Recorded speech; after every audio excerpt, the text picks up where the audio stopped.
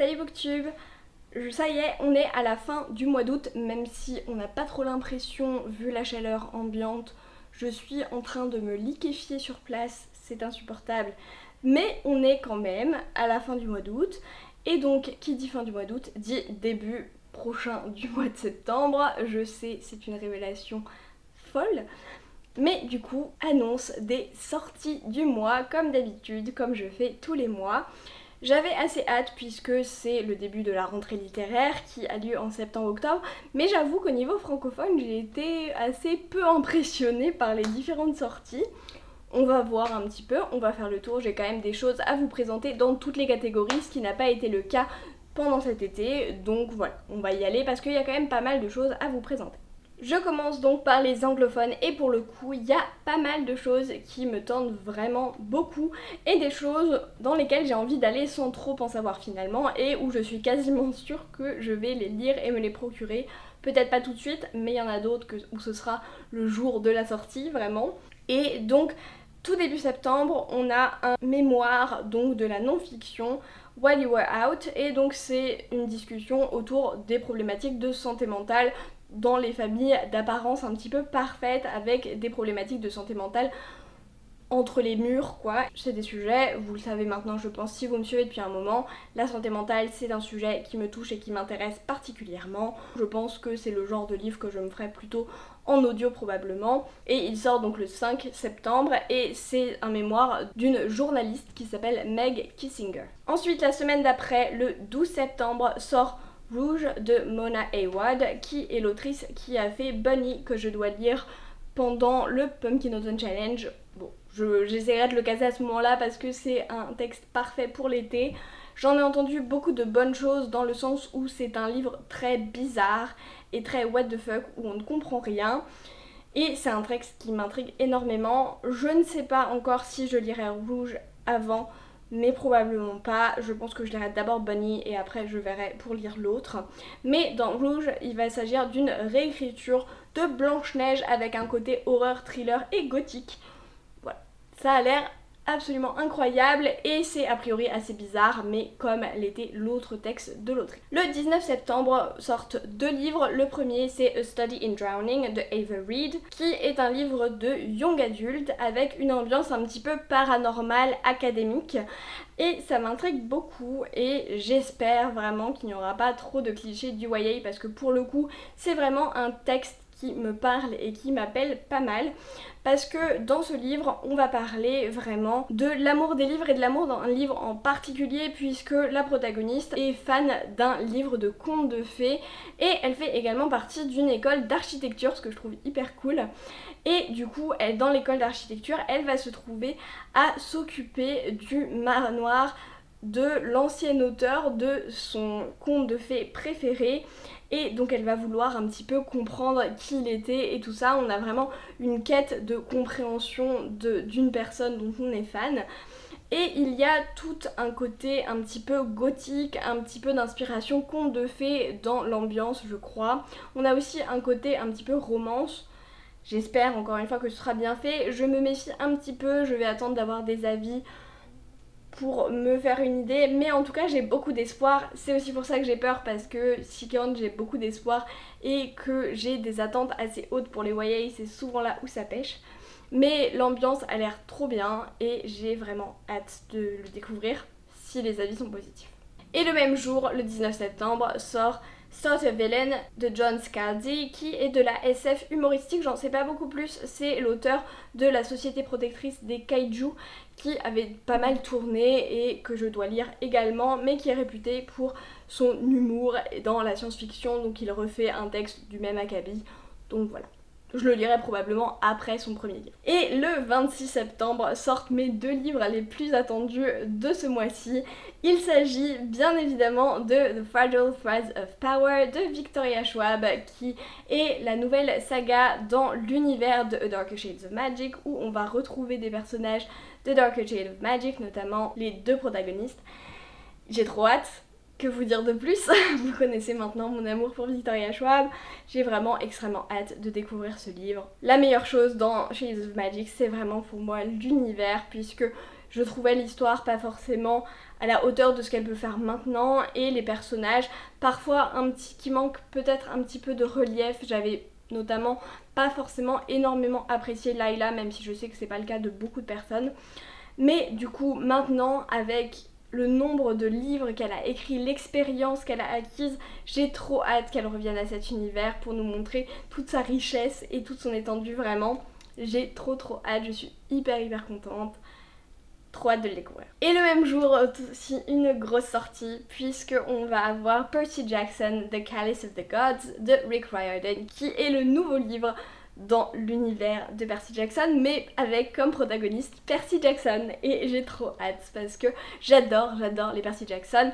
Et même si j'ai beaucoup aimé Trials of Apollo, parce que Apollon avait un humour incroyable et que j'avais beaucoup apprécié, mon personnage préféré reste Percy. Et vraiment, je l'adore et j'ai trop hâte de retourner dans son point de vue et dans son univers parce que vraiment, c'est un personnage que j'adore. Après pas mal de sorties anglophones, du coup on a quelques traductions qui m'intéressent particulièrement. Quelques traductions que je n'ai malheureusement pas lues, mais de livres qui m'intéressent particulièrement, vraiment, notamment le premier. On a Nous sommes l'Apocalypse qui sort le 20 septembre chez Naos. C'est une traduction donc de Hell Followed With Us de Andrew Joseph White, qui est a priori un livre de fantastique ou d'urban fantasy, en tout cas LGBT et un peu gothique, gore, enfin voilà. En tout cas, le pitch de base, je ne sais même plus c'était quoi, mais en tout cas, il a de très bonnes reviews, il a de très bonnes critiques et avec a priori aussi un côté de santé mentale et qui était hyper intéressant. Vraiment, j'avais extrêmement envie de le lire. Peut-être que c'est l'occasion de le lire avant qu'il sorte, pourquoi pas. Je verrai parce que de toute façon avec la panne de lecture qui continue, j'ai complètement explosé mon plan de lecture, donc va falloir que je refasse tout ça, donc pourquoi pas, ça peut être l'occasion. Mais voilà, si ça vous intéresse que je le lise avant, n'hésitez pas à me le dire en commentaire. On a aussi chez La Talente le tome 3 des archives des collines chantantes de Niveau qui va sortir en traduction. J'avais parlé du premier tome, c'est une série de novellas qui est extrêmement qualitative. Je n'ai pas encore lu le deuxième ou le troisième, mais j'ai très hâte de continuer. Il faut que je le fasse. En francophone, j'ai 3 sorties attendues qui sont d'intérêt particulier. Tout d'abord, le 14 septembre, chez Scrino sort un livre jeunesse qui est Le Manoir de Castle Cats, le tome 1. L'automne des aspirants de Alain T. Puységur. Et c'est un livre que j'ai eu la chance de lire. Je vous en parlerai dans mon prochain update lecture, mais en gros je l'ai reçu en service presse sur NetGalley et du coup j'ai beaucoup apprécié. C'est un livre jeunesse qui fonctionne extrêmement bien, c'est très léger, c'est très drôle, c'est plus à destination de la fin de la primaire ou tout début de collège, donc c'est vraiment très jeunesse, mais honnêtement ça fonctionne extrêmement bien. C'est très léger, il y a des chats, il y a de la magie, il y a une école de magie. C'est une école de magie avec des chats. Qu'est-ce que vous voulez de plus? Il y a toute une dimension aussi très cocon par beaucoup de choses autour de la nourriture réconfortante, de l'amitié, d'un groupe d'amis, etc. Beaucoup de bonnes choses qu'on retrouve beaucoup dans les jeunesses et qui sont ici très bien faites. Et c'est de l'école de magie avec des chats quoi. Ensuite le lendemain, le 15/09 sort Ces jeunes qui défendent les animaux de Camille Brunel. C'est de la non-fiction, c'est des portraits de plusieurs jeunes qui ont à cause la défense de la cause animale. Des jeunes entre 13 et 25 ans je crois, et qui vont partager un petit peu le combat de ces personnes pour la cause animale. C'est un sujet qui me touche particulièrement, c'est pour ça que ça m'intéresse aussi de le lire. Aussi pour voir si ça peut être une façon de l'amener à des gens qui ne sont pas forcément aussi sensibilisés. C'est aussi quelque chose que je recherche dans les livres militants. Et enfin en francophone, le 21 septembre aux éditions Nathan sort Le Roi des Sylphes de David Brie. J'en sais pas grand chose, mais c'est David Brie, c'est un auteur que je suis pas mal, donc pourquoi pas. Ensuite je vous parle donc des sorties en graphique et notamment en manga, puisque je n'ai que des mangas dans cette sortie. Et le 5 septembre sort une nouvelle série de mangas qui m'intrigue pas mal parce que ça fait partie de deux thématiques qui me sont chères et que j'apprécie notamment dans les mangas puisque j'aime bien les mangas un peu cocon. Il s'agit de Le Gros Chat et la Sorcière Grincheuse de Hiro Kashiwaba qui sort chez Doki Doki, qui est une maison d'édition que j'aime particulièrement aussi et qui fait des très bons mangas assez cosy encore une fois. J'aime beaucoup les chats, j'aime beaucoup les mangas de sorcières, voilà. Il m'en faut pas beaucoup plus, c'est une nouvelle saga, à voir ce que ça donne. Le 8 septembre sort Monotone Blue qui est un one-shot de Nagabe qui est l'auteur de L'Enfant et le Maudit dont je vais vous reparler très prochainement. Probablement à la prochaine vidéo d'ailleurs. Mais en plus c'est un one-shot, j'ai plutôt un bon a priori sur L'Enfant et le Maudit même si je n'ai pas tout lu. Encore une fois, on en reparle juste très bientôt. La semaine d'après sort Innocence, un one-shot aux éditions Shiba de Atsushi Kuragane qui a l'air assez étrange. La couverture m'avait beaucoup attirée, je fonctionne pas mal comme ça pour les mangas parce que le style graphique est ce qui est le plus important pour moi quasiment. Bon évidemment si l'histoire est nulle, ce sera nul, mais j'ai du mal à dépasser un mauvais style graphique. Parce que sinon autant lire un roman sur le sujet quoi. Si j'aime pas le style graphique, je vais pas me tourner vers un illustré. Et donc le style graphique m'avait beaucoup attirée et la thématique a l'air assez bizarre. On va suivre deux lycéens ou deux adolescents qui sont à la recherche d'un magazine pornographique pour trouver le sens de l'amour. Voilà. Je sais pas du tout ce que ça peut donner, ça peut être soit très intéressant, très bizarre, très étrange avec un nouvel œil sur la question, soit très problématique. On verra. Je suis intriguée, c'est un one shot.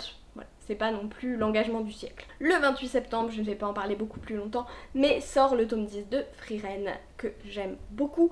J'ai un peu de retard dans la saga, mais je vais rattraper, il n'y a pas de souci. J'aime beaucoup cette saga de manga.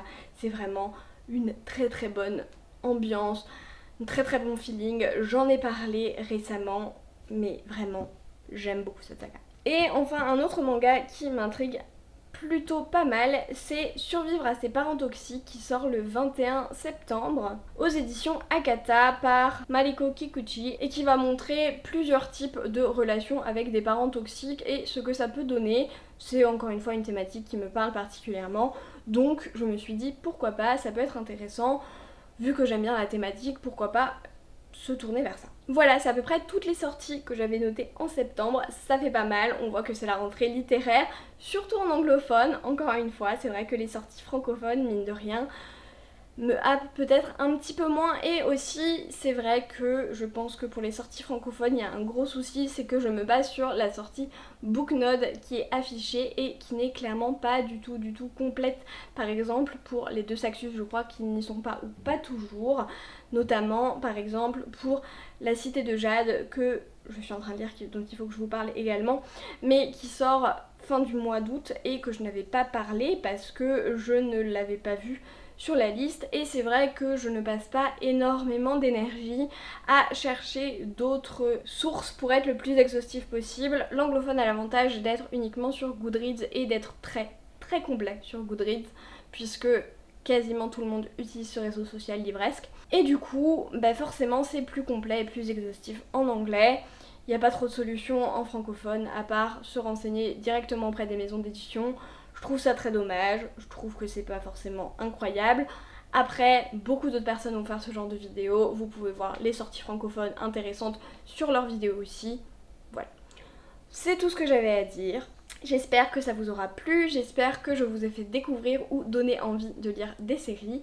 J'ai trop hâte pour le Victoria Schwab et le Percy Jackson. Et en attendant, on arrête tous de procrastiner, on va prendre un livre et moi je vous dis à la prochaine.